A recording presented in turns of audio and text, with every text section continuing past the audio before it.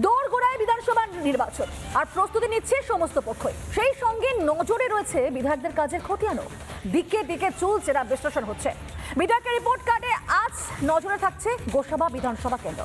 2021 সালে তৃণমূলের জয়ী বিধায়কের মৃত্যুর পর উপনির্বাচনে এখানে বিধায়ক হয়েছিলেন সুব্রত মণ্ডল। এলাকার উন্নয়নে কি করেছেন শাসক দলের বিধায়ক, বা আদৌ কি কোনো কাজ করেছেন, দেখুন আপনারাই।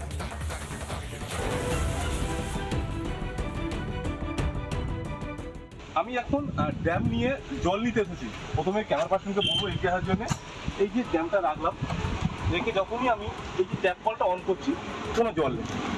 জলের সমস্যা গোসাবা ব্লক জুড়ে। এই সমাধান কবে হবে? এলাকার মানুষজন বলছে গত কয়েক বছর ধরে এই এলাকার পানীয় জলের সমস্যা। সমস্যা বলতে পানীয় জলের সমস্যাটা তো সাংঘাতিক সমস্যা।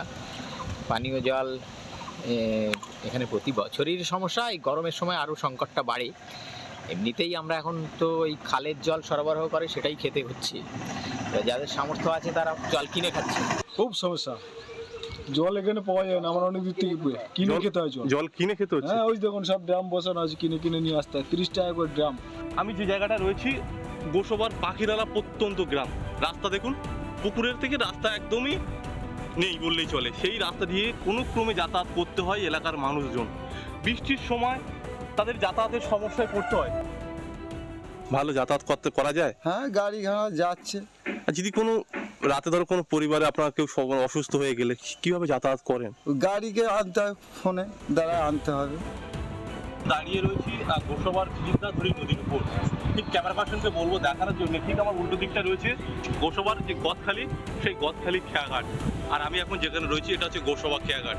আর এই মাঝখানটা বিদ্যাধরী নদী। আর এই নদীর উপরে যে ব্রিজ হওয়ার কথা ছিল, কিন্তু সেই ব্রিজ আজও হয়নি।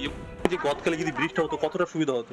ভালো সুবিধা হতো, আমার লোক তো ভালো। এটা তো প্রতিশ্রুতি একটা দিয়েছিল যে ব্রিজ হবে, কথা তো বলেছিল, কিন্তু ব্রিজটা তো হয়েছে কি? হয়নি। নদীর বাঁধের উপরে তারা বাস করে। একটু এগিয়ে আসলে দেখা যাবে এই যে ঘর, এই ঘর আর এই ঘর, এই নদী বাঁধ। এই যে নদী বাঁধের অবস্থাটা দেখুন, ক্যামেরা পার্সনকে বলবো দেখানোর জন্য। এই যে নদী বাঁধ প্রায় চাঁচ দিয়ে ঘেরা রয়েছে, এবং এই যে দরমা, যেটাকে বাঁশের যে চেটি, সেই চেটি দিয়ে এই যে বাঁধটাকে রক্ষা করার চেষ্টা করা হয়েছে।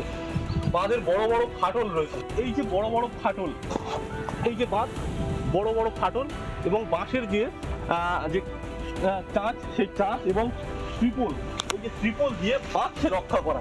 এতে কি বাঁধ রক্ষা হয়? যে কোনো বড় প্রাকৃতিক দুর্যোগ আসলে এই বাঁধ কখনো টিকবেই না, এমনটাই অভিযোগ করছে এলাকার মানুষজন। সুন্দরবনের নদীবাঁধ 272 কিলোমিটার, নদীবাঁধ 9টা দ্বীপ, 14টা অঞ্চল। টোপোগ্রাফিক্যালি আমরা কোথায় আছি? নদীবাঁধটা 172 কিলোমিটার খারাপ, তার মধ্যে 50 কিলোমিটার ভীষণ খারাপ। তো এই বাঁধ নিয়ে এই মুভমেন্ট, এগিয়ে যাওয়া, বাঁধের কাজ করা, এটা যদি অ্যাগ্রেসিভলি না করা হয়, যদি মন থেকে না করা হয়, তাহলে এটা আমি মনে করি যে এটা ঠিক নয়। কারণ সুন্দরবন ডেভেলপমেন্ট বোর্ডের কাজটা মুষ্টিমেয় 2-3টে অঞ্চল হয়েছে, বাদ বাকি অঞ্চল তো মাটির কাছে থাকবে। তাহলে এই বিমাতৃসুলভ আচরণ, বিমাতৃসুলভ কাজ করার জন্য আমরা পিছিয়ে পড়েছি। মানে কাজের মানুষ চাই, তো যারা কাজ করবে, কাজের মানুষ দরকার। এরা সব দুর্নীতিগ্রস্ত আর কাটমানিতে অভ্যস্ত, দুর্নীতিগ্রস্ত, কাটমানি খাওয়াতে অভ্যস্ত। এদের দ্বারা গোসাবার মানুষের কোনো সুযোগ সুবিধা হবে না, কোনো উন্নয়ন হবে না, এটা গোসাবার মানুষ বুঝে গেছে। সেই জন্য এখানকার যে বর্তমানে শাসক দল যে টিএমসির যে অবাস্তব ঘাসফুল, এই ঘাসফুলকে ছুঁড়ে এবার মানুষ প্রতিশ্রুতি এসেছিল, কিন্তু কোনো প্রতিশ্রুতির পূরণ হয়নি। কবে হবে প্রতিশ্রুতির পূরণ? সেদিকে তাকিয়ে রয়েছে গোটা গ্রামবাসী। দক্ষিণ 24 পরগনা জেলার গোসাবা থেকে রঞ্জিত সর্দার, রিপাবলিক বাংলা। এই তো পরিস্থিতি গোসাবা বিধানসভা কেন্দ্রে। এবার এক নজরে দেখে নিন বিধায়কের রিপোর্ট কার্ড।